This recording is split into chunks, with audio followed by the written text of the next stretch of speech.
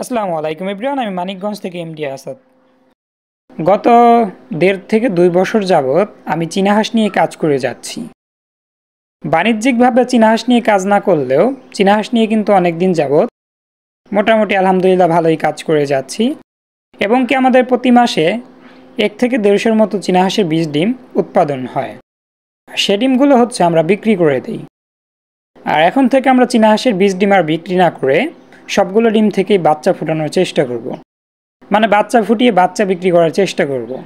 যেহেতু আমাদের এখানে বাচ্চার রেট অনেক কিন্তু বেশি।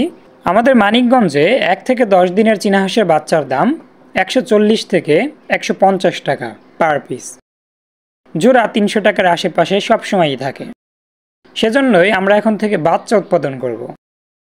আর আমাদের এখানে আমাদের র্যাবিট এগ্রোতে আমরা কিন্তু চাইলে মাসে 100 বাচ্চা উৎপাদন করতে পারবো অনায়াসে।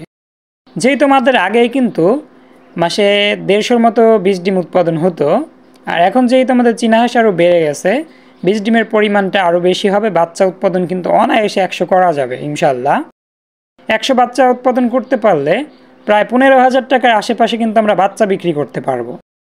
আর আমাদের এই 20 থেকে 25 পিস হাঁসের পিছনে প্রতিদিন খরচ হয় মাত্র 100 টাকার মতো।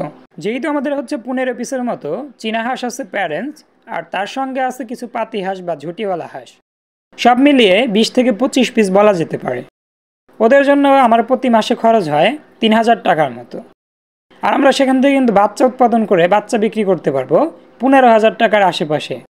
যদি 5,000 টাকা ওদের খরচ আমরা ধরি, তবুও কিন্তু আমার অনায়াসে মাসে 10,000 টাকা কিন্তু এখান থেকে থাকবে ইনশাল্লাহ। আর এটা কিন্তু আমাদের বাড়তি ইনকাম, যেহেতু আমার বিজনেস কিন্তু মেন এটা না। এখন যেমন মেন হচ্ছে কোয়েল পাখির বিজনেসটা, আর কোয়েল পাখি শেষ হতে হবে খাকি ক্যাম্বেলের বিজনেসটা, মানে খাকি ক্যাম্বেল হাঁসের জিরো বাচ্চার বিজনেসটা। সব মিলিয়ে বলা যেতে পারে এখান থেকে এটা কিন্তু আমাদের বাড়তি একটা ইনকাম।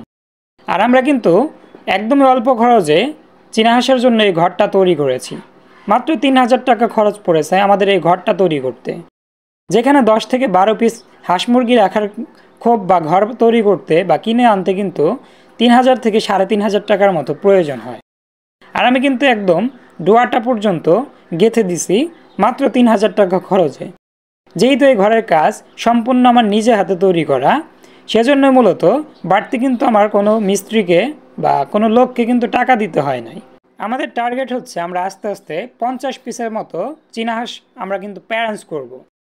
যদিও এতদিন আমাদের 20 থেকে 25 পিস চীনা হাঁস প্যারেন্টস হয়ে যেত, গত কয়েকদিন আগেও কিন্তু আমাদের কিন্তু চীনা হাঁসগুলো রোগে আক্রান্ত হয়ে বেশ কিছু চীনা হাঁস মারা গেছে। আমাদের হাঁস মুরগি তেমন একটা রোগে আক্রান্ত হয় না। আমাদের হাঁসগুলো রোগে আক্রান্ত হওয়ার অন্যতম কারণ ছিল আমরা কিন্তু হাট থেকে একটা চীনা হাঁস কিনে এনে আমাদের টিমের হাঁসগুলোর সঙ্গে কিন্তু রেখে দিয়েছিলাম সরাসরি।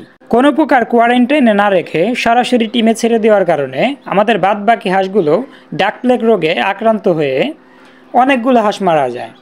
আলহামদুলিল্লাহ আমাদের চীনা হাঁসগুলো দেখলে আমার কিন্তু মনটা একদম ভরে যায়। যদিও এগুলো আমাদের কিন্তু এখনও বাণিজ্যিক না, এটা এখনও শৌখিন আকারে আছে। আমাদের সাবস্ক্রাইবাররা বা আমাদের যারা ভিডিওগুলো দেখে তারাই কিন্তু আমাদের ভিডিওগুলো দেখে বাচ্চা অর্ডার করে।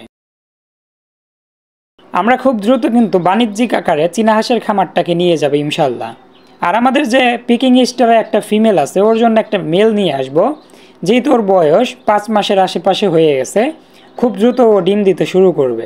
আমাদের ভিডিওটাকে ধৈর্য সহকারে শেষ পর্যন্ত দেখার জন্য সবাইকে অসংখ্য ধন্যবাদ। দেখা হবে পরবর্তী কোনো আপডেট ভিডিওতে।